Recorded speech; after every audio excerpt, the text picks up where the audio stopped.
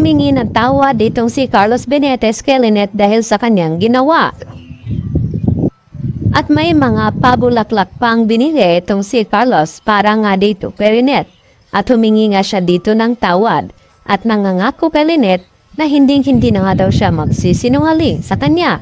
At maya-maya nga ay nagring itong kanyang cellphone at dito nga na sinabi ni Carlos kay Lynette na international itong tumawag sa kanya. Baka isa daw sa mga kamag-anak niya na nasa abroad. At dito naman na iniwan ni Carlos itong si Lynette at Diyosa habang nag-uusap. At tila napansin naman ito ni Lynette na may paibabarik dito kay Carlos kahit humingi na nga ito ng tawad sa kanya. At dito na nga pagkatapos na nakausap ni Carlos Benitez itong si Irene na nagpapakilala na siya daw ang asawa ni Carlos ay agad niya itong binabaan ng cellphone at sinabi na rong call nga daw ang tinawagan. Subalit noong una ay inamin nga ni Carlos na siya nga ang sumagot nito upang hindi nga makahalata itong si Lynette. Subalit na makita nga dito ni Lynette itong si Carlos, nagtanong nga ito kung sinong tumawag at hindi naman agad makasagot itong si Carlos dahil nagulat pa nga siya sa ibinalita ng babaeng tumawag sa kanya na siya nga daw itong si Irene na dating asawa ni Carlos Benitez. Samantala, nagulat naman ang husto itong si Annalyn sa kanyang nalaman na kung bakit hindi naikwento ni Don Carlos Benitez sa kanyang ina ang tungkol sa pagkakaroon ng iba pang babae maliban dito sa kanyang ina na si Lynette.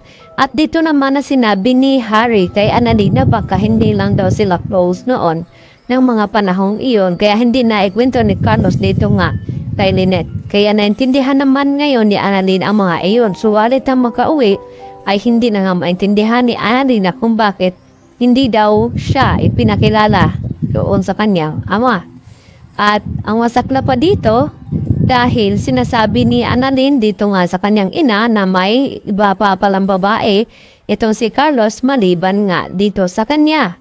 At kaya naman tinanong ni Lynette itong si Carlos kung sino nga tumawag at hindi na agad na maamin ito ni Carlos Benitez dito kay Lynette na itong tumawag ay walang iba kundi ang kanyang dating asawa na si Irene. At dahil tila na naramdaman ni Irene na umiiwas itong si Carlos ay mapilitan naman dito ngayon na umuwi ng bansa at magpakilala dito kay Lynette at dito kay Carlos dahil nabalitaan dito ni Irene at tungkol sa pagpapakasal sa iba nito ni Carlos Benitez kahit hindi pa nga sila tapos noon. At bakit daw nauwi ito sa Pilipinas itong si Irene na hindi naman daw siya pinapauwi ni Carlos. At sinabi nga ni Irene na may iba pa siyang dahilan kung bakit siya narito. At hindi na nga maiwasan ang muli nilang pagharap dito ni Annalyn at dito nga ni Irene na sinasabi ni Harry na dating relasyon ng kanyang ama at hindi lang iyon dahil sinabi nga ni Irene na asawa daw siya dito ni Carlos. Baka naman ay secret marriage itong dalawa upang hindi nila malaman. At ngayon nga ay dagdag problema nga ito kay Carlos. At dumalo naman itong si RJ sa East Ridge at dito niya naabutan kanyang anak na malungkot itong si Annalyn at napaiyak at naiyakap naman siya dito ni RJ dahil parang napansin ni RJ na may problema nga diadala itong kanya ina at dito na nga sabi niya na tungkol sa tunay na ugali ni Carlos Benitez na kanya nga natuklasan. Kaya agad yan tinanong at pumasok si RJ sa opisina ni Carlos at tinanong niya kung pwede ba daw niya itong makausap at ang sagot nga ni Carlos na hindi nga raw pwede dahil busy nga daw siya sa kanyang trabaho. At sinabi ni RJ sa pagdalaw nga ni Carlos sa ospital ay may oras siya.